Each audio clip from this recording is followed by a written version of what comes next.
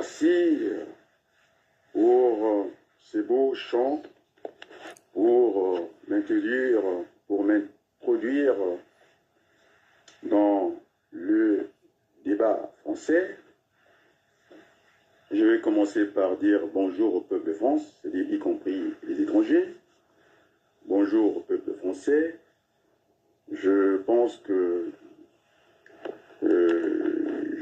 j'allais dire que j'étais fier, non, je vais dire en bon français que je suis heureux, que les acteurs politiques français qui sont en retard sur l'actualité, j'essaie de défoncer un peu cette manière de faire, cette dictature, détourner les mêmes questions, les mêmes réponses en boucle comme ça.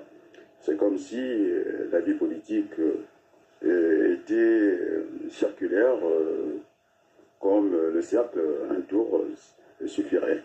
Et donc, on s'installe dans le mensonge. Et donc, je pense Macron, il a dû consulter 2 mois avant ses parents, ce qu'il ne fallait pas faire. Il y a des gens qui sont qualifiés pour cela, et puis patatras.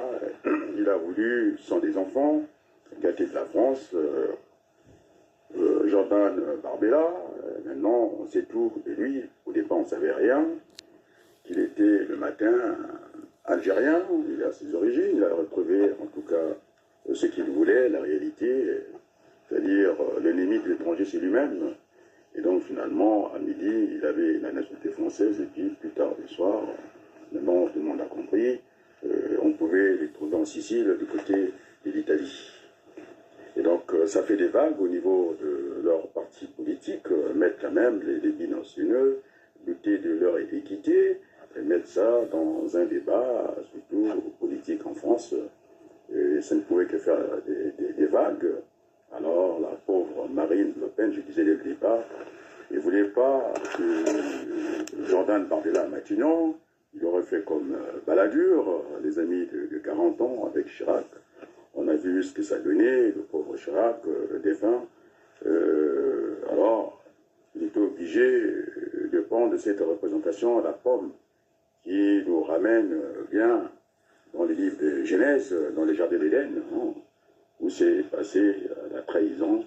Et donc, voilà, il était prêt à faire n'importe quoi. C'est comme je disais qu'on lui a prêté le volant du rassemblement, en tout cas national. Mais monsieur a pris goût. Et sa grippe, il ne veut plus quitter le volant. Et donc voilà, en fin de compte, Marine Le Pen n'est pas en tout cas malheureuse, elle est mal et heureuse de l'issue de cette échéance politique par surprise, par un coup de tête de Macron. Voilà, en suivant les injonctions, en tout cas de Jordan Bardella, qui pensait qu'il pouvait diriger la France, alors qu'on a vu, lorsqu'on a voulu interroger son parcours, surtout scolaire et professionnel, scolaire, franchement, il n'a pas été sérieux à l'université. Là-dessus, j'ai beaucoup de lumière, pas. Oui, il y a de la lumière. Et donc, finalement, ce jeune Bardella, pas sérieux à l'université, et puis à 19 ans, il est rentré dans la politique et puis il n'est jamais en sortir. Et donc, c'est quelqu'un qui rentre dans la facilité, qui n'a jamais su se lever le matin. Et donc, on ne pouvait pas lui confier les clés de Matignon. Matignon, c'est très sérieux. Et donc, voilà où est-ce que nous en sommes aujourd'hui. Et donc, je pense que Macron, c'est parce qu'il a fait Sciences Po l'ENA, il a un problème de politique, parce que tout le monde, heureusement que j'ai alerté le peuple français, je n'ai pas dit la lanterne, le peuple français, de dire que faisons attention, tel que c'est parti, il y aura ce qu'on appelle des communes politiques, alors que la parole donnée devait être suivie à la lettre, ce qui n'est pas le cas. On a vu des gens qui retournent tranquillement leur veste, ils croient qu'ils ont gagné. Bon, en tout cas, moi, ce que je sais, en démocratie, la majorité, puisque Macron, Berthelot dit qu'il n'y a pas de vainqueur, c'est faux. En démocratie, déjà quand on prend les 577 députés, pas 577, 76. Quand on les divise par 2, ça vous donne 288,5. Et comme il n'y a pas de débit, il n'y a pas de demi au niveau de l'interprétation, député, eh bien, on a rendu à 289, c'est ça qui donne la majorité absolue à l'Assemblée nationale. Et donc, en démocratie, on gagne avec une voix. Hein, à moins que, je ne sais pas où ce qu'il a. C'est vrai qu'ils n'ont pas d'expérience, et directement, ils ont été introduits sans savoir se lever le matin. Ils sont nés avec une cuillère d'or dans la bouche comme ça. Et ces gens qui prennent tout à la légère, en train de bloquer tout un pays, mais le pays, oui, va se bloquer sur l'angle politique. Il y a un gouvernement en France qu'on appelle le gouvernement économique. On est d'accord, non? Il fonctionne. Jusqu'à maintenant, on l'a vu partout aux États-Unis, rien n'a changé au niveau du commerce. Les chefs d'entreprise sont là. Je vais encore le répéter, la France est un pays démocratique. C'est-à-dire, quand je dis démocratique, je voulais dire décentralisé. Hein? Donc, il y a la décentralisation dans ce pays, il y a le pouvoir central, il y a aussi le pouvoir au niveau des régions. Et donc, on va fonctionner avec les élus de proximité, les maires, hein, les départements, les régions, et ça fonctionne. Et donc, ce n'est pas une première en Europe. Je vais prendre la crise politique de la Belgique de 2010 à 2011. De toute façon, j'avais séjourné à Bruxelles. La ville était tellement propre. Et donc, ça n'a rien à voir hein, avec cette gesticulation qui n'a pas de sens. On est d'accord, non? De prendre simplement, de bloquer les institutions de la République par son propre désir. Et ça fait Jupiter, c'est comme ça. Il est né comme ça, c'est comme ça. Qu'il pense, même lors de la pandémie, hein, ils nous ont fermés pendant une année et pour voir si on était discipliné. Donc, il a bien compris qu'il peut se permettre tout. Et je pense que cette crise politique belge, ça a duré 541 jours. Et si vous divisez par 30 jours d'année comptable, et nous en sommes en tout cas à 18 mois, c'est-à-dire 1 an et demi, ça dure cette crise politique, et ça n'a pas bloqué, en tout cas, la Belgique. La Belgique était toujours dans les concerts des nations avec des défauts, même un ordinateur fonctionne avec des défauts. On est bien d'accord, non?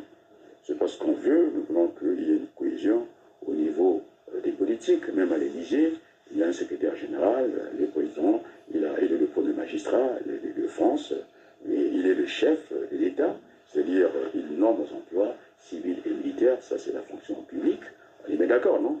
Mais c'est pas, il n'y a aucune mainmise sur le gouvernement économique, hein? C'est-à-dire le patronat, ceux qui créent la richesse dans ce pays. La preuve en est que, je vais encore poser la question ce matin, est-ce que tu as eu un problème de livraison de baguettes? Non. Et donc, ça va fonctionner comme ça.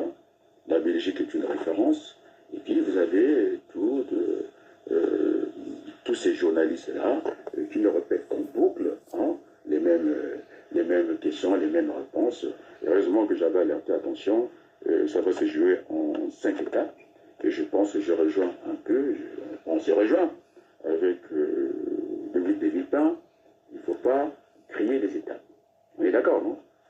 Alors, on va parler en tout cas des étapes. C'est ce qu'on appelle une procédure. On est d'accord? Ce n'est pas une méthode. De toute façon, les méthodes sont différentes, la procédure est unique. Ça s'apprend à l'armée. Hein? La procédure est unique. Si vous êtes au 3e étage, on ne sort pas par la fenêtre. Sauf si, là, vous avez des secours par les pompiers. On est d'accord, il y a du feu. Mais sinon, si vous êtes au 3e étage, on ne sort pas la porte. C'est une procédure, elle est comme ça, elle est unique. Hein? Donc, ce n'est pas une méthode. Les méthodes sont différentes. C'est comme la pensée, on peut penser différemment. Et puis, avoir une identité de vue, comme le disait, je pense, Lionel Jospin. Et donc, la première étape, il faut qu'on situe dans le temps et dans l'espace les étapes qui nous ont conduits, qui a conduit, en tout cas, Jupiter Macron. C'est une pagaille voulue par lui, la pagaille des institutions. Et donc, on en est là. On est d'accord. Et donc, je parlais de la première étape. Bon, en oubliant la dissolution, Macron va dissoudre, en tout cas, l'Assemblée nationale, alors qu'il avait une majorité pour un mandat de 5 ans. On est d'accord, non? Une majorité relative, et donc il avait avait besoin d'une cohabitation. Il y en a eu, en tout cas, deux dans l'histoire récente de la France, sous le regard bienveillant de Dominique de Villepin. Hein, parce qu'il était secrétaire général à l'Élysée quand il y a eu cette cohabitation Chirac pour l'histoire et Jospin. Après l'autre cohabitation, c'était aussi Balladur avec Mitterrand aussi. Voilà. Et cette cohabitation, la première c'était effectivement, oui, il y a eu deux cohabitations. Maintenant, quand on parle de cohabitation, je pense que le Jospin avait réglé le calendrier politique hein, pour que la majorité soit cohérente. Et là, on a l'impression que c'est une inversion du calendrier politique parce que c'était mieux de commencer par une présidentielle pour terminer par les élections législatives pour consolider ce pouvoir-là, pour qu'on ne dise pas que la majorité, la récente, c'est celle qui est valable, et celle du président, en une semaine, en 2 semaines, on défait, quoi. Et donc, c'était une question de cohérence dans la foulée. Je pense, quand un président est élu, et les Français, ils ont cette clémence-là, et de lui, en tout cas, accorder la majorité. Hein, on est d'accord, non? Pour que les institutions puissent fonctionner. Mais là, patatras, un coup de tête, il a vu son père, je ne sais pas, ses parents, il est venu comme ça, sans parler à personne. Bon, il a défait sa propre majorité. Il faut être insensé quand même, non? Ça relève quand même, c'est quand même un gros souci. Hein. Il faut aller interroger ce qu'il y a dans le cerveau du président de la République, surtout que, bon, on parle de bouton nucléaire, mais c'est une procédure, quoi. C'est ce que disait Hollande, c'est pas le bouton, mais c'est toute une procédure, quoi. Et c'est lui qui est le chef de cette procédure, et ça peut être dangereux comme ça. Et donc, oui, je pense que j'étais un ancien cadre du Parti Socialiste. J'ai suivi M. Olivier Faure. Ça ne va pas changer, c'est une pratique au Parti Socialiste. Nous avons des courants, nous avons des motions, et que ça devait être voté, je pense, à une majorité qualifiée ou bien à l'unanimité. Et donc, il y aura ce blocage-là, ils ne vont pas céder. Je pense aussi, il faudrait que, aussi, ce sont des règles, on ne les change pas, on court des matchs comme ça. On est au football, on joue avec les pieds, et puis en deuxième mi-temps, on va jouer avec les mains. Ça n'a pas de sens. Donc, c'est une question de cohérence. Donc, M. Olivier Faure, c'est un menteur. Hein, et je pense que le mensonge n'est pas de mise. Hein, en ce moment, je pense au binational. Hein, c'est à la mode. Hein. Je pense à Albert Camus qui disait, alors si on commence à perdurer, on commence à rester longtemps dans le mensonge, qu'est-ce qui va arrêter? On va installer la tyrannie, c'est Jupiter. D'ailleurs, ça lui va très bien. Hein, le vide, en tout cas, et quand c'est en matière de justice, hein, on dit que en cas de crime, en cas où la justice ne peut pas trancher, ça va profiter hein, aux prévenus. On est d'accord, non? Et donc, cette forfaiture, ça arrange bien les affaires de Macron, parce que, voilà, c'est bloqué. Et ça sera bloqué, mais je pense que, moi, je donne un conseil aux amis de Mélenchon. C'est lui qui était, semble-t-il, le problème, alors qu'il était la solution. La preuve, quand on a un problème, on a plusieurs solutions, non? Il s'est effacé auprès de cette dame qui est à La Réunion, la France lointaine. Maintenant, on a trouvé quand même des choses, il fallait qu'elle soit proche, la France métropole. Alors, je vais aller interroger, en tout cas, celui que nous aimons beaucoup, notre grand frère, Aimé Césaire, qui disait, soit on est français, soit on ne l'est pas du tout. On est français à part entière et non entièrement à part. Et donc là, le Parti Socialiste file du gros coton. Et bien voilà, bon, je tombe sur Hollande. Alors, au premier tour, c'est ça la première étape. On est d'accord sur ça, non?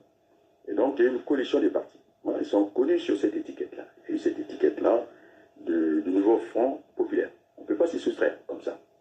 Hein, les Français ont voté ça. On est d'accord, non? C'était l'emblème, le nouveau Front populaire. C'est à gauche. Sauf l'extrême gauche. On est d'accord, la lutte ouverte n'est pas dedans. Et puis les autres partis de gauche. Alors ils sont partis avec cette bannière-là. Et je pense que la France insoumise a libéré à peu près au niveau des candidatures 100 candidatures. Et c'est énorme. Et puis M. Olivier Faure, qui n'est pas sérieux, qui dit qu'ils ont progressé. C'est tout à fait normal. Quand on vous cède des candidatures, progression. C'est le contraire qui serait peut-être mauvais. Et donc, c'est de la malhonnêteté. Alors, je tombe... ils n'ont pas fait la campagne, ce que je disais, j'ai vu ça un peu à Creil. Les gens sont partis en vacances. Moi, je suis allé voter à Creil, on m'a bien vu. J'ai mené cette campagne nationale. Je disais qu'on était la tour de contrôle. Dans cette affaire, j'étais dans la même position que Jean-Luc Mélenchon. Maintenant, je pense que hier et soir, nous communiquons, parce que les grands hommes se communiquent à distance. On est d'accord, on ne fait pas les débats à des personnes, c'est très bas. On ne faisant même pas les débats à des moyens, c'est-à-dire l'événement est là, on se met en embuscade avec des agendas cachés. C'est ce qu'il ne faut pas faire. Il faut voir les problèmes de la durée. Donc, nous avons là, ce n'est pas des hommes d'État, des hommes politiques, même pas des hommes politiques, des animaux, on les appelle ces Indiens, on les appelle ça des animaux politiques, à tout moment, dès que, après la profession de foi, ce qui, c'est-à-dire la promesse, ça n'engage que ceux qui les tiennent. Alors que c'est une dette. Il faut être cohérent, on est d'accord, non? Et donc, il y a cette dette envers les électeurs français qui ont voté par rapport à cette étiquette nouveau Front populaire. Alors, le Parti socialiste, ils pensaient qu'ils n'allaient pas résister, ils n'allaient pas être, en tout cas, respecter les règles. C'est une règle, on la respecte, c'est une règle d'or. En démocratie, c'est un engagement, c'est une rencontre des volontés, on n'a pas à trahir ça, quoi. Et donc, ça fait un contentieux au niveau du bloc, nouveau Front populaire. Et donc, ce n'est pas bon, et puis ce n'est pas sain. Et c'est ça qui va amener la désaffection de la vie politique quand c'est toi ne pas, et quand on veut demander, à moins que le vote devienne obligatoire en France, quoi, comme dans les pays scandinaves, quoi. On est bien d'accord, non? Et donc, ça ne fait pas du bien à la politique. Et donc, ça, c'était la première étape. Je pense que c'est une procédure. Moi, je suis d'accord avec les militaires sur des procédures. On ne peut pas faire du coq à l'âne comme ça, d'échanger des sujets, et comme cette passe d'armes entre Jordan Bardella et Macron, un soir comme ça, en 20 minutes, il fait, en tout cas sa propre majorité, mais maintenant que s'en prendre à lui-même. On est bien d'accord. Il faut qu'il soit conscient de ça. Alors, c'est la première étape. Bon, je pense que François Hollande, pour moi, c'était un voyou. Je lui dis des fois, de Français, c'est un voyou, et puis je vais l'expliquer. S'il n'est pas d'accord, moi, je suis prêt à répondre devant la justice, parce que c'est vrai que la France a des intérêts. On est d'accord, non? À l'étranger, on est d'accord. Eh bien, c'est lui qui va donner la permission de dissoudre la Constitution congolaise du Congo.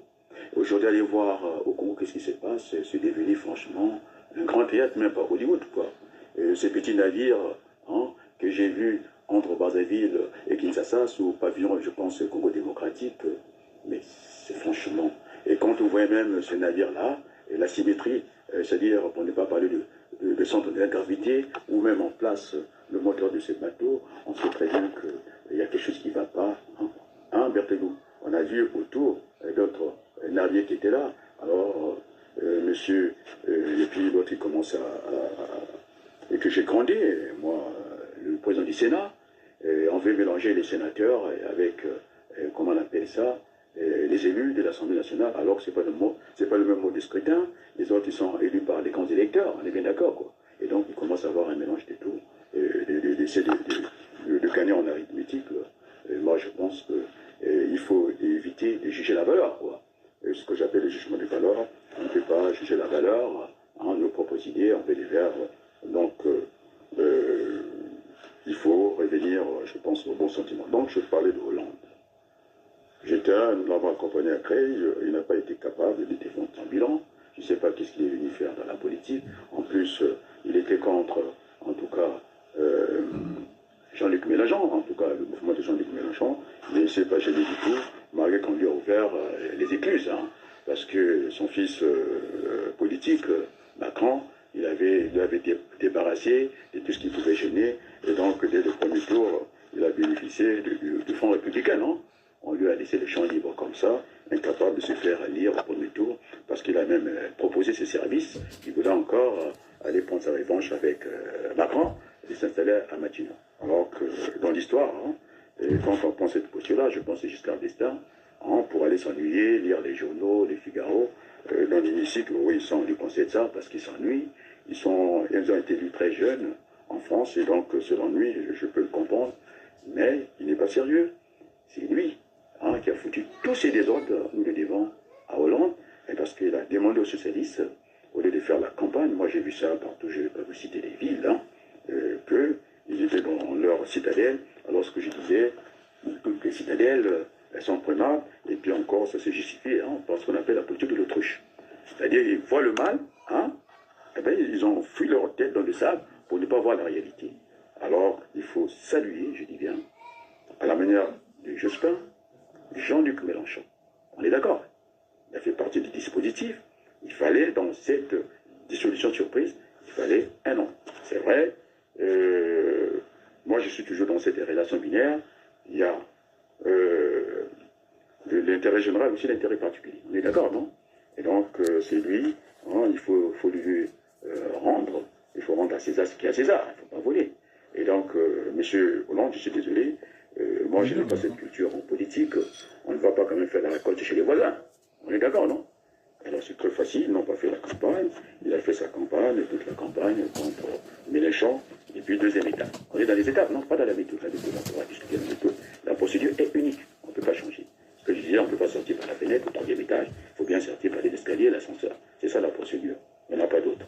Sauf en cas d'urgence, d'aléa, à ce moment-là, on va utiliser ce process. On est d'accord? Et donc, deuxième étape, il n'est pas passé au premier tour, alors qu'il y a des gens qui sont passés au premier tour, qui n'ont jamais été président de la République. Et donc, il n'a plus d'aura en France, et il parle pour lui. Maintenant, je pense que on l'entend plus, non? Parce que c'est lui l'emmerdeur. C'est les Français qui n'ont pas la diviser, c'est ce que disait, en tout cas, on a peut-être oublié ça assez rapidement, lorsqu'il y avait la pandémie. Macron s'adressait à une autre frange de la population française, de la population de France, pardon, et qu'il avait envie de nous emmerder. Tu vois, c'est une envie, le désir. Et donc, ça ne devait pas être ça. Donc, deuxième étape, qui est en tête? Je pense que le Front National avait le vent en poupe, non?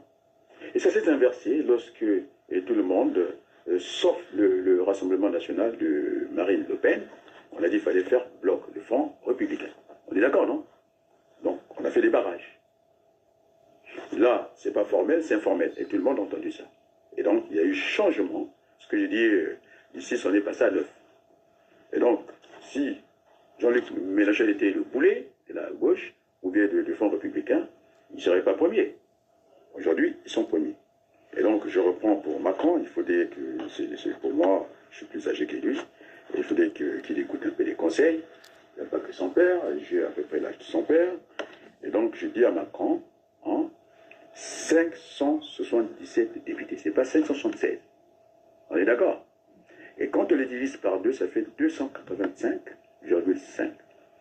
Et en démocratie, on gagne avec une voix, c'est ce qu'on appelle la majorité absolue, 289 députés. Vous avez la majorité absolue. Il en avait, Rocard en avait proche de 289. Lui aussi, avec ses amis de la mouvance présidentielle, il n'était pas loin du compte. Et ça fonctionnait à certains moments. Alors, il faut ne pas être sérieux. On se réveille comme ça, le jour au lendemain comme ça, baf, allez, on dissout l'Assemblée nationale. C'est ça Jupiter. C'est ça l'autoritarisme. Et donc, nous ne pouvons pas l'accepter en démocratie. Et donc, je tiens à rassurer. Et donc, le Front républicain, ça part du nouveau Front populaire jusqu'à la limite chez les Macron. On est d'accord, non? Droite, confondu tout ça, centre-gauche, jusqu'à chez Macron. C'était ça. Et puis vous avez cette dame, Yael Pivebonne. Moi, je vais lui faire le compte. Elle a toujours triché. Elle a des actions déclarées avant ou après chez Total Finance, avec un PDG qui a été décoré par Macron et qui gagne 500 000 euros. Il n'est pas content. Étalé sur 15 mois. Alors, quand j'ai comparé le salaire de celle qui gère la Banque centrale européenne, celle qui était au FMI, Lagarde, Christine Lagarde, elle a 50 000 euros. Vous avez un patron qui gagne 500 000 euros par mois, multiplié par 15 mois, parce qu'il ils ont cette facilité-là, ils sont tellement riches, des fois ils ont du mal de payer les impôts en France, alors que nous avons besoin d'argent, hein, 500 000 euros, vous vous rendez compte, non? Alors, a été décoré par M. Macron, et pour en faire un super ambassadeur. Parce que même l'ambassadeur qui est dans des pays francophones, il ne compte que pour du beurre, le meilleur ambassadeur décoré avec médaille, c'est voyou, j'ai dit bien voyou, pour que, comment, Puyane, qu'il vienne s'expliquer avec moi ici. On l'a vu, hein, au Rwanda, là-bas il y a une élection sans intérêt, au Rwanda aujourd'hui. On les a vu dans les collines du Rwanda, il n'y a pas de pétrole là-bas. On est d'accord, non? Dans les magouilles entre les armes et le pétrole, et ça ne tient pas la route. Alors, ce sont des mauvaises fréquentations, et ça ne peut que abîmer, en tout cas, l'image de la France à l'étranger. On est bien d'accord, non? Et donc, il ne faut pas que la France s'isole. Donc, deuxième étape. Oui, deuxième étape. Oui, question rapide. Oui, j'écoute. Deuxième étape. Oui. La France par rapport à la nomination du secrétaire général de la francophonie. Oui, la secrétaire. Voilà, et c'est toujours dans les magouilles, quand on parle du Rwanda, on a vu tout de suite l'ancienne ministre des Affaires étrangères de Paul Kagame, qui a été incapable de répondre au niveau de l'Assemblée des députés de la francophonie sur ce qui s'est passé à Kinshasa, c'est à la frontière, était incapable de parler de ça. On est bien d'accord, non?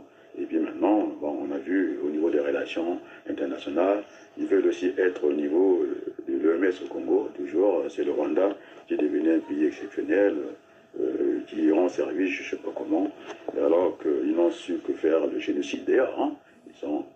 Moi, je les connais dans le génocide, je ne les connais pas en tant que force militaire. J'ai regardé les statistiques, ils ne sont même pas les premiers. La première armée du monde, il faut aller chercher ça du côté de l'Égypte, l'Algérie, l'Afrique du Sud, donc ils ne sont rien du tout. Hein, c'est une poudrige encore fait comme ça, et qu'ils sont en train de se dégonfler. La preuve en est qu'ils vont céder des terres au Congo. Hein, cette vente un peu mystérieuse. Hein. Bon, allez, bref, je suis au niveau de la France, deuxième étape, c'était le fonds entre républicains. Dans le fonds républicain, je demande aussi aux amis Jean-Luc Mélenchon, oui, il ne faudrait pas qu'on reste aussi bloqué comme ça, se fermer dans des taux comme ça. Et quand on parle du Front républicain, tout le monde a joué le jeu, de Jean-Luc Mélenchon jusqu'à chez Macron. Et donc, on peut désigner une personne neutre qui a de l'expérience, qui peut bien travailler à gauche comme à droite. Je pense à Dominique de Villepin. Non seulement qu'il a été un brillant des affaires étrangères, il connaît les cohabitations, un très bon Premier ministre, moi je l'ai vu à l'œuvre, quoi. Il sait, c'est quelqu'un qui connaît Matignon, qui connaît les rouages de la cohabitation. Je pense que oui, hein, il faut lui confier les clés de Matignon, parce qu'on n'a pas voulu de la dame rayonnaise. On est bien d'accord, non? Je vois bien. Alors, troisième étape, c'est la nomination du Premier ministre à Matignon. Ça, c'est la troisième étape. On a du mal, ça sera bloqué. C'est une partie dans le Parti socialiste. Quand ils ont fait une motion, si c'est défini à la majorité, Fabius nous faisait le coup. On était au Pré Gervais. Il allait dormir, il avait donné des clés à Barthelone. Hein, il ne faut pas céder du tout. Et donc, toute la journée, c'était motion sur motion. Donc, on ne va pas s'en sortir. Je connais la pratique. J'ai fait un cadre du Parti socialiste. Et c'est aussi, je demande aussi aux amis de Jean-Luc Mélenchon de ne pas céder. Il faut bloquer, il n'y a pas de danger. Oui, j'ai fait socialiste 4, oui. Et donc, oui, maintenant, je suis à gauche, je vais voir assez rapidement. Il faudrait que je trouve un point de chute. La dernière expérience, j'étais dans le Parti radical de gauche. Actuellement, ils sont dans le vent avec Guillaume. Et donc, je reste à gauche. C'est ça qui me pose un petit souci de positionnement, mais je reste à gauche quand même. C'est pourquoi je n'ai pas participé directement aux élections. Il fallait que la campagne était très courte. Il fallait ce combat d'idées. Et donc, il y a eu cet échange, souvent, avec Jean-Luc Mélenchon. Tu le sais très bien. J'ai des notifications, on se renvoie, on se parle directement avec Jean-Luc Mélenchon. Et donc, il ne faut pas griller les étapes, disait Dominique de Villepin. Et donc, l'étape de la nomination à Matignon sera grillée. Donc, on va rentrer dans un souci, dans un bordel, je dis, institutionnel. Alors qu'il fallait déjà s'assurer de la nomination du Premier ministre, le premier coup, parce que j'ai dit à Macron, il est dans le mensonge, non, il est dans le mensonge, il dit qu'il n'y a pas de gagnant. Si, il y a un gagnant. À une voix en démocratie, on est vainqueur. On est d'accord, non? Je l'ai prouvé au niveau, en tout cas, des partenaires de siège à l'Assemblée nationale. Donc c'est un menteur. Hein. Et je suis désolé de dire des choses comme ça. Il faut qu'on arrête avec le mensonge. Hein. Et on va s'installer dans la pensée de la dictature. Et moi, je suis contre la dictature.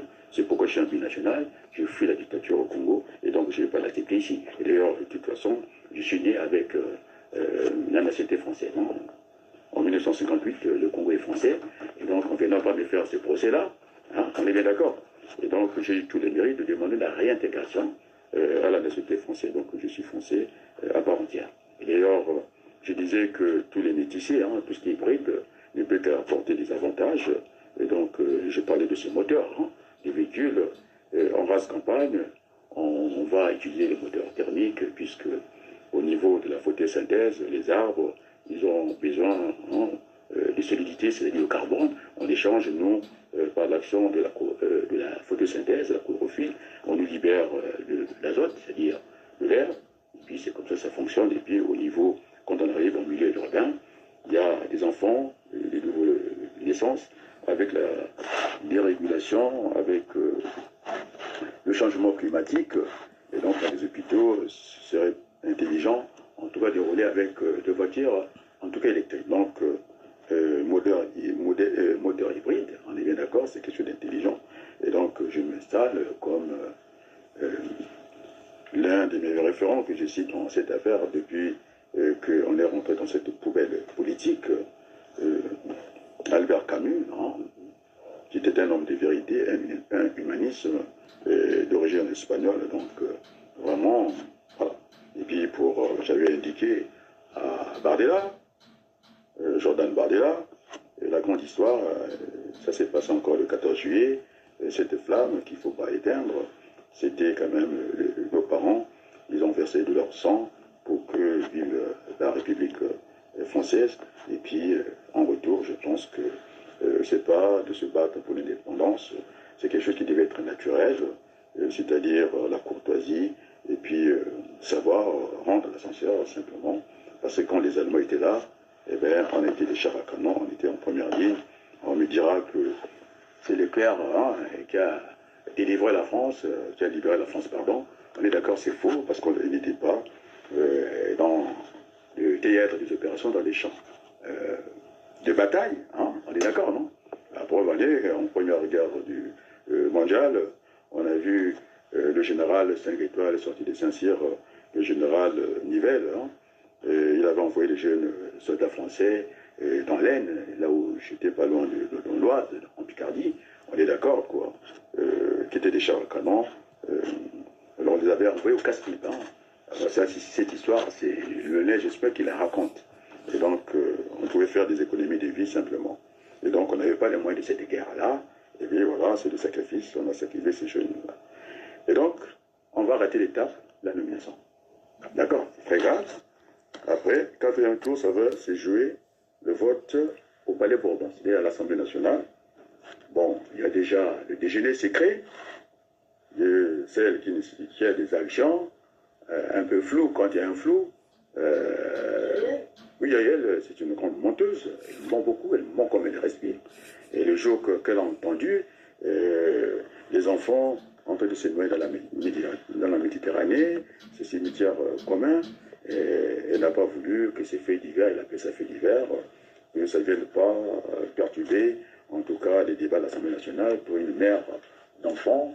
Elle a 5 enfants, et puis avoir ce cœur de caillou comme ça, et elle a eu la chance, mais je ne pense pas qu'elle a encore sa place au niveau du perchoir à l'Assemblée nationale, puisque au départ, elle disait Nini, comme celui qui a plongé l'économie de la France, Bruno Le Maire, à 5% de la discipline budgétaire de la France.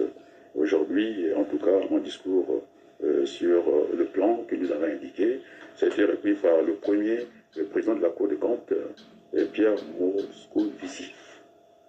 On est d'accord? D'accord. Donc, Pierre Moscovici, il a dit la même chose que moi, il parle de prélèvement obligatoire. Donc, et sérieux. Après, nous avons le 4e tour, et donc je vais reprendre le calcul que Mme Pivet ne peut pas passer. Oui, ils font des dîners, on n'a pas interdit de faire des dîners hein, avec Marine Le Pen. Il faut le faire ouvertement. La transparence, la classe note, on a besoin de transparence en politique. Et donc je reprends les chiffres que j'ai, moi, sous mes yeux, les chiffres officiels. Et donc, le groupe Renaissance, 99 députés. Horizon, 26. Le Modem de Bayrou, 33. Donc, ça nous amène à 158 députés. Et donc, on est très loin de 289. Et donc, je ne sais pas comment Yael, Privé et Brown peut déjà se dire qu'elle est déjà sera réélue au perchoir. Donc, ce sont des combinaisons que les Français n'ont pas voté. C'était pas, il faut respecter à la lettre ce qui a été convenu pendant le vote. Donc, il faut qu'on évite ces combinaisons politiques qui n'ont pas de sens. Bon, maintenant, le groupe du Rassemblement national, on va compter le nombre de députés. Ils ont ça à 126. Si j'ajoute les 17 d'Éric Ciotti, on arrive à 143. Encore très loin, c'est pas le premier groupe. Ils ont fait la campagne sous cette bannière-là, dont je ne pense pas que ce soit le premier groupe. Sinon, il n'y aurait pas de discussion depuis très longtemps. Ils sont, en tout cas, ils constituent le 3e groupe. Et donc, on le dit, Macron, il dit qu'il faudrait qu'on aille combiner avec la droite, c'est-à-dire les LR, divers droites, UDI.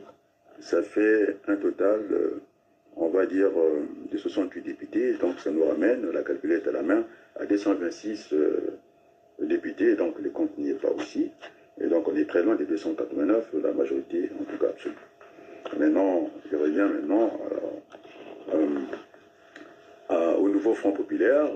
Ils en sont à 182 députés. Vous avez 11, je ne compte pas les dissidents, et les divers gauches. Donc, c'est le premier groupe élu avec la bannière du nouveau Front populaire 182. On est aussi loin du compte, sauf combinaison politique. Et donc, il n'y a pas des majorités relatives proches de la majorité absolue, mais il y a quand même un parti, parce que c'est ça l'interprétation à M. Macron, il faudrait qu'on lui apprenne, s'il a des conseillers, en démocratie. L'élection qu'il a voulu, 577 députés. Lorsqu'on divise par 2, je reviens encore, 288 et demi, et comme il n'y a pas de demi, il faudrait porter la différence pour avoir la majorité, donc on passe à 289. Donc, en démocratie, M. Macron, avec vos conseillers, vous avez besoin qu'on vous apprenne des choses. On gagne l'élection en France. Maintenant, moi j'ai fait les maths économiques. Lorsque je me trouve dans une fonction de production au second degré, comme une parabole, on va dire au second degré, alors les mathématiques me donnent en solution des solutions. Donc j'aurai x1 et x2. Et sauf qu'il y a une valeur qui sera négative de cette parabole-là, dans cette fonction-là. Et ça, je l'avais fait, en tout cas à l'école. En Berthelot, on m'avait demandé de remplacer le professeur de mathématiques en même temps, le professeur de gestion en logistique. Et donc j'avais en tout cas pris une fonction, une équation mathématique du second degré, où j'avais l'interprétation mathématique, il y avait une valeur négative et une valeur positive. Maintenant, en économie, il fallait juste interpréter, et donc on ne peut pas vendre des stylos cassés, et donc en économie, et donc c'est ce que je vais dire à M. Macron, effectivement, en démocratie, on gagne avec une seule voix. 289, ça suffit largement pour déposer l'autre parti qui sera 288. Et le total donnera 577. Maintenant, on arrive dans le cas que j'ai eu à l'école, et donc j'ai commencé par une fonction mathématique avec 2 solutions. Et en économie, il y avait qu'une solution parce qu'on ne pouvait pas vendre des stylos cassés. Et donc on en est dans cette situation-là, depuis que la 5e République, en tout cas, depuis l'esprit de la 5e République, donc on ira chercher cette majorité relative. Le premier parti, c'est une interprétation politique. Donc il faut confier les clés du match maintenant sans discussion à la première composante, c'est-à-dire le premier parti qui a été élu sur la bannière, je dis bien, du nouveau Front populaire. Maintenant, les combinaisons politiques, on peut les faire. Je pense qu'on sera dans une situation bloquée et je tiens à rassurer les Français, il ne faut pas lâcher prise du côté des amis de Mélenchon. Ce sont des règles, c'est une règle d'or. Ça a été fixé avant, c'est un contrat, c'est une rencontre des volontés, et donc ça doit être en tout cas appliqué à la lettre. Donc les mensonges, il faut qu'on arrête les mensonges en politique. Et donc ce qui fait que je donne appui aux amis, les écologistes, qui sont aussi dans cette mouvance, dans cette coalition des partis, puisqu'on a dit cette dame, Milo, il n'était pas encarté, d'accord. Et donc ça n'a pas posé de problème au niveau des écolos. C'était une proposition, en tout cas venant du parti communiste. C'est encore l'un aussi des mauvais animateurs de la campagne. Et Fabien, il a vu qu'il a été sanctionné en voulant se rapprocher de Macron et du communiste sans passer par le parti socialiste. Bon, il voulait avoir des affinités avec Macron, il a été sanctionné dès le premier tour, donc normalement, c'est vrai qu'il a fait une bonne proposition. De temps en temps, il a manqué l'occasion de se taire. Hein. Je le dis aussi pour Hollande, qui n'a pas été brillant dans son élection. Et donc, voilà, ils ont bloqué la machine, mais il faudrait qu'il reste bloqué jusqu'au bout. Et donc, j'ai dit aux Français, pas d'inquiétude, le gouvernement économique de la France n'est pas paritaire, et donc ça va fonctionner. Monsieur Macron, il est le chef de l'État, c'est-à-dire la fonction publique, on va dire comme ça. Alors, les fonctionnaires, ils ont une loyauté, parce que c'est l'argent du contribuable français, ils ont un contrat, en tout cas particulier. L'État aussi fonctionne comme une entreprise, et donc ils ont des obligations et puis des devoirs. Et donc, de ce côté-là, il ne faut pas avoir de soucis. Dans une mairie, ce n'est pas le maire, oui, c'est vrai, c'est lui qui oriente la direction de la ville, mais ce n'est pas lui qui fait tourner l'administration. Il y a un secrétaire général, il y a quelqu'un qui a la direction des paix, ça se passe comme ça. Et donc, le pays est décentralisé. Et maintenant, Macron, il peut continuer ses aventures politiques. Il n'y aura aucune affectation, en tout cas au niveau de l'économie. On pourrait être bloqué. Il y a des pays, je parlais de la Belgique, un an et demi. Alors, donc, on est à quelques semaines, et ce n'est pas la fin du monde. Et il y aura, ça finira par s'arranger, soit par la fin de la dissolution. On peut même attendre jusqu'à la fin de Macron. Je ne pense pas qu'il est le chef des entrepreneurs en France. Il a été créé par ces gens-là, effectivement. Et dans le programme qui est ambitieux, j'ai dû lire Piketty, je pense que tout le monde s'accorde à dire que c'est le programme. Il reposait, pour moi, sans augmentation, ce qu'on appelle les prélèvements obligatoires, c'est-à-dire la richesse créée, c'est-à-dire par les hommes d'affaires, les entrepreneurs, on aura juste à les récupérer parce qu'ils auraient créé une valeur supplémentaire, ce qu'on appelle une valeur ajoutée. Et donc ces petits plus-là, c'est là qu'on va récupérer pour avoir les recettes de l'État en termes de ressources. Il y a aussi la taxe, hein, les impôts et la taxe. Et puis, aller, en tout cas, emprunter au niveau des marchés existants, des marchés internationaux, et tels que c'est parti au niveau de la cotation, avec M. le maire, qui laisse la France à un déficit dans ce qu'on appelle la discipline budgétaire à 5% de la richesse créée. Je pense que là aussi, il exagère. Je pense qu'il va avoir honte pour quelqu'un. Moi, je pensais qu'il était bon, qu'il a fait l'école normale, mais il a du mal. Et il n'est pas très bon en calcul. Ça s'est arrivé, je l'ai entendu au Congo, incapable de dire aux Congolais, à Brazzaville, et pourquoi on devait encore dévaler une énième fois les francs CFA, il n'était pas capable. Alors, quand on ne connaît pas, on fait un raisonnement par tâtonnement qu'on appelle empirique. Et d'ailleurs, pour le gouverneur qu'il est, il allait se reposer sur la valeur réelle, parce que c'était la valeur du CFA, c'était le prix du marché, c'était une monnaie courante, alors qu'il avait juste à revenir sur la valeur réelle. C'est ce que j'ai fait au niveau des approvisionnements. Il y a une valeur réelle du stock, et puis vous avez une valeur, en tout cas virtuelle, celle qui inclut ce qu'on appelle les encours, les commandes qui sont pas rentrées dans notre pays. Donc, il devait déjà faire ce raisonnement empirique. Il est resté, donc je pense qu'il a trop étudié. Ça avait un peu du tout rien, donc je ne pense pas qu'il a essayé, il est à l'aise avec les chiffres. Donc, je ne crois pas, quand on a plombé, et en plus, on est encore dans les délais, et soit, il y a deux hypothèses, on va travailler sur une année, on va essayer de voir les arbitrages, comment on va les faire, mais ils disent pas, si on va jusqu'à la fin de la mandature, en tout cas, comment on l'appelle, d'Emmanuel Macron, nous aurons une autre façon de faire l'arbitrage, et donc, au lieu d'avoir, parce que ça commence à s'énerver au niveau de la Commission européenne, ils veulent engager la procédure parce que nous sommes sous surveillance actuellement, et si on laisse ce programme réactionnaire de Bardella, c'est sûr que la France n'aura plus les moyens d'aller dans les marchés internationaux comme ça, parce que c'est comme une interdiction bancaire. Hein, sur le plan des ménages, on appelle ça une interdiction bancaire. Actuellement, on a trop creusé les déficits, le quoi qu'il en coûte, et puis voilà, prime à la casse. On n'a pas su se battre avec les Anglais, avec quand ils ont quitté en tout cas l'Union européenne en économie. Et donc le Brexit, oui, ça a posé un problème. Donc Macron, ce chef de guerre, il a préféré céder sur ce terrain-là, casser l'industrie de la pêche, alors que c'est dans l'industrie qu'on trouve les emplois. Et donc je pense que c'est un chef de guerre, il a cédé du terrain, il a préféré que le prime à la casse. Et donc ils ont cassé l'économie de ce pays, il faut le dire, sans arrêt, il faut qu'ils prennent conscience de ça.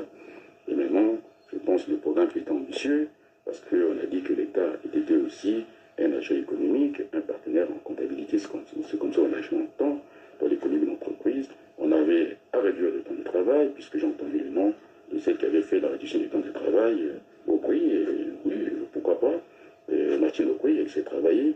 Et donc, on avait dit qu'il fallait demander l'effort à tous les Français, les chefs d'entreprise, par la fiscalité, c'est-à-dire qu'on ira récupérer la TVA, c'est ce qu'on appelle la fiscalité, et puis les cotisations sociales, les revenus par le travail, c'est ce que notre femme a suivi, il a parlé de ça, Pierre Moscovici, le premier président de la Cour des comptes, parce qu'il y a trois tendances de la justice française, c'est ce que d'ailleurs, comment on appelle, Sarkozy, il voulait avoir une vision globale de la justice en France.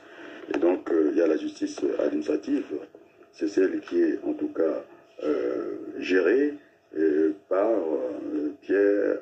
Didier Roland Tabuteau. Hein, ça, c'est le Conseil d'État, le dernier niveau de la justice administrative. Après, vous avez aussi le dernier palier dans la justice, celle qui est judiciaire, c'est le président de la Cour des comptes. Vous avez encore, je pense, Saint-Pierre Soulard, qui est là, c'est lui. Après, vous avez aussi ce qu'on appelait la Cour des comptes, Pierre Moscovici. Et donc, c'est ce que vous voulez voir, en tout cas, Sarkozy, avoir cette vision globale. Et donc, même au niveau, il faut encore expliquer. Et si en matière de contentieux, c'est une élection nationale, ça relève cette fois-ci de la juridiction qu'on n'a pas, en tout cas, citée, le Conseil constitutionnel. Ce conseil qui installe le président de la République, je pense que dans l'ordre protocolaire, sur le quatrième pouvoir, ne pouvait pas être confié à ça parce qu'ils installent quand même. Bon, c'est vrai. Et si c'était une élection locale, vous avez des juges électifs au niveau du Conseil d'État, mais là, ça va relever plus du Conseil constitutionnel parce que c'est une élection nationale législative et présidentielle, ça relève en tout cas du Conseil constitutionnel. Les autres élections européennes, et puis l'élection, comment on appelle ça, des élus locaux, ça concerne le Conseil d'État. Donc voilà à peu près l'esprit de la Ve République. Après le 5e tour, ça sera la dissolution. Et pour cela, on verra, ce sera un moment de vérité où M. Olivier Faure, il a joué déjà. C'est ça le tour à chaque fois. Quand il est élu, il était l'ombre de lui-même, il ne pouvait pas. Maintenant, qu'il est né des cendres de la gauche, il veut toujours cette hégémonie du Parti Socialiste, c'est ce qu'il ne faut pas faire, il faut être modeste.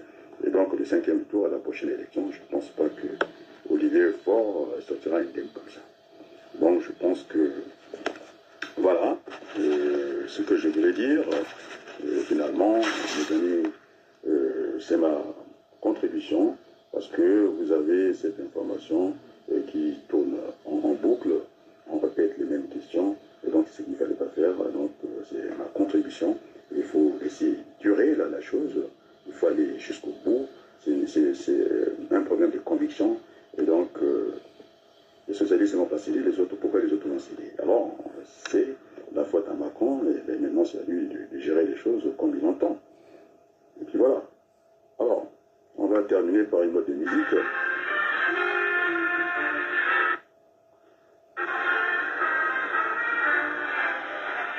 Merci beaucoup.